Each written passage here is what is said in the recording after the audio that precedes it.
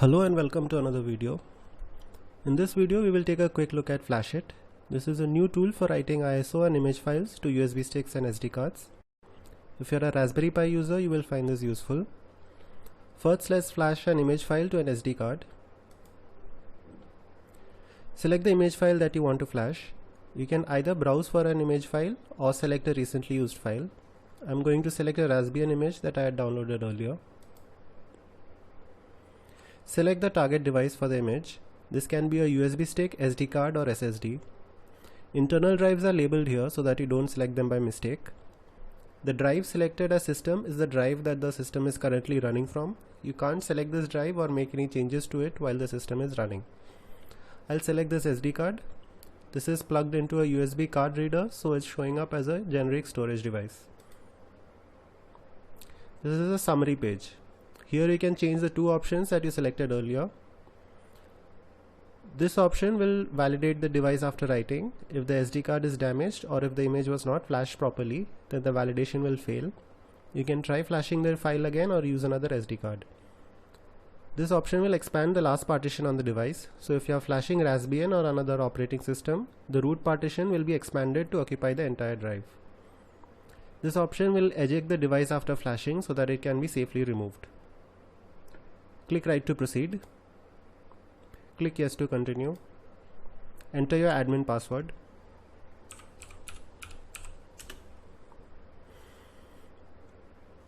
The SD card is now being written. The steps that are being executed are shown in this list. Here you can see the speed and the time remaining. I'm getting a write speed of around 22 Mbps. The speed that you get will depend on your card reader as well as the card. Let's skip to the end.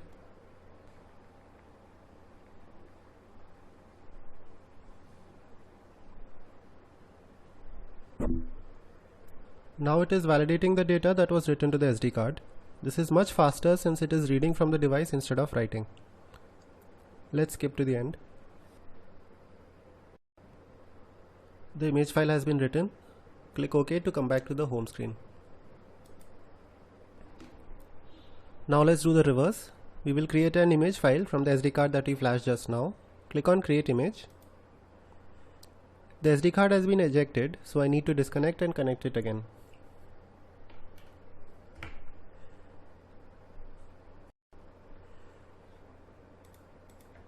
Select the SD card. Select where you want to save the image. I'll save it in my home folder. Give a name for the backup. Select the compression format. Your file extension will change when you change the compression format. If you are in a hurry, then select XZ and change the compression level to 0. If you want the best compression, then change the compression level to 9. There are three options here to reduce the size of the image. This option will delete junk files like the files in your trash can and web browser cache. This option will shrink the root partition to a minimum size and add 100 MB of free space. This option will wipe the free space on the partition so that the image file is easier to compress. If you select any of these three options, then you need to choose between two methods.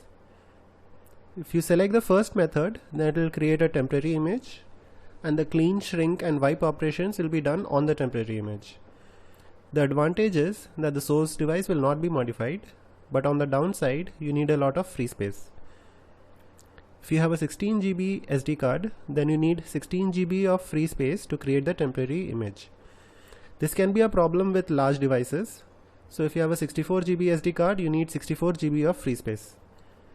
If you don't have enough free space, then you can select the second method.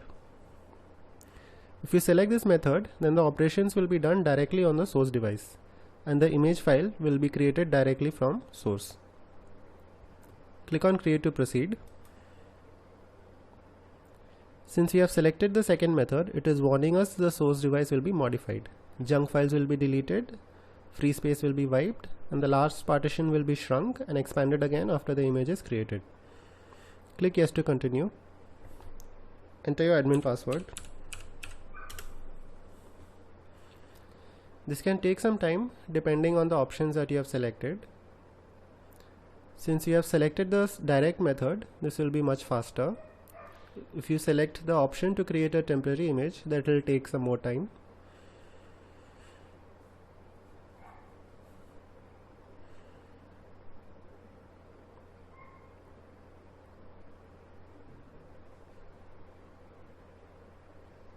Let's skip to the end. The image file has been created and it is around 800 MB in size. Click OK to come back to the main screen. You can format a USB stick or SD card for storage. This will remove any operating systems installed on the drive and format it for storing files. Click on Format. Select the SD card. Select the file system. This can be ext4 if you are planning to use it on Linux, or NTFS if you want to use it with both Linux and Windows. We will select ext4. You can encrypt the SD card by adding a password.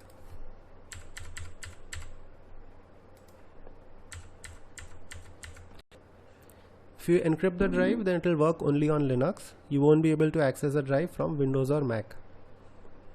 If you need compression, then select BTRFS. BTRFS supports 3 compression formats. LZO is the fastest. Z standard will give you better compression.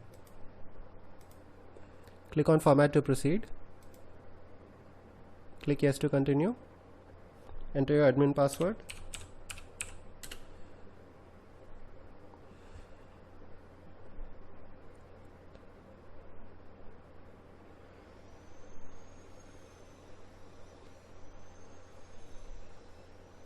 The SD card has been formatted.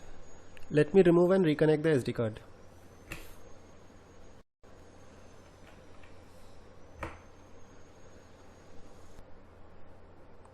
Since the drive is encrypted, you will get a pop-up to enter the password.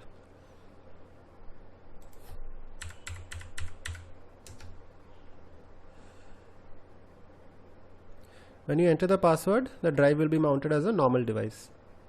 Compression is enabled for this drive, so any files you write on it will be compressed automatically. Let's see this in action. This is a raw disk image that is 4 GB in size. Let's copy it to the SD card.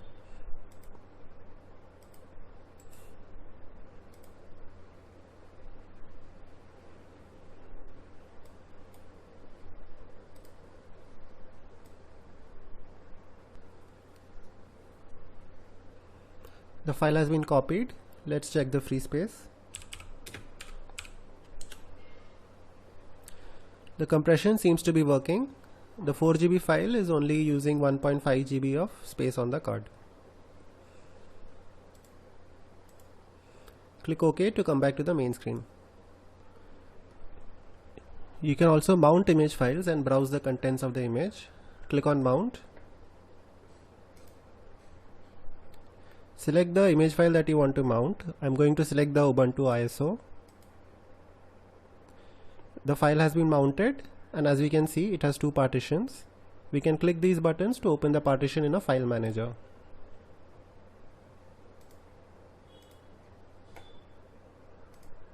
Click this button to eject the image. Click OK to come back to the main screen. You can also clone one SD card to another. Click on Clone. Select the first SD card. Select the second SD card. Click on Clone to proceed. Cloning a device can take a lot of time.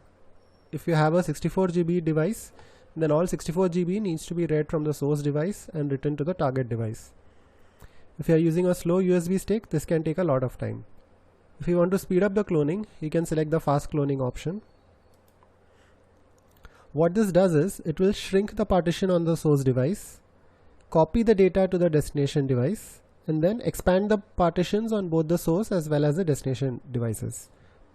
So if you have a 64 GB drive that has only 2 GB of data on it, then it will only copy 2 GB of data to the destination drive. The last action is useful in some situations. You can use this to shrink or expand the last partition on a USB stick or SD card. Select the SD card, select the action, click on Shrink to proceed. This was a quick overview of FlashIt. I spend a lot of time playing with the Pifo, so I'll be adding more features to this app. Let me know if you have any suggestions or comments.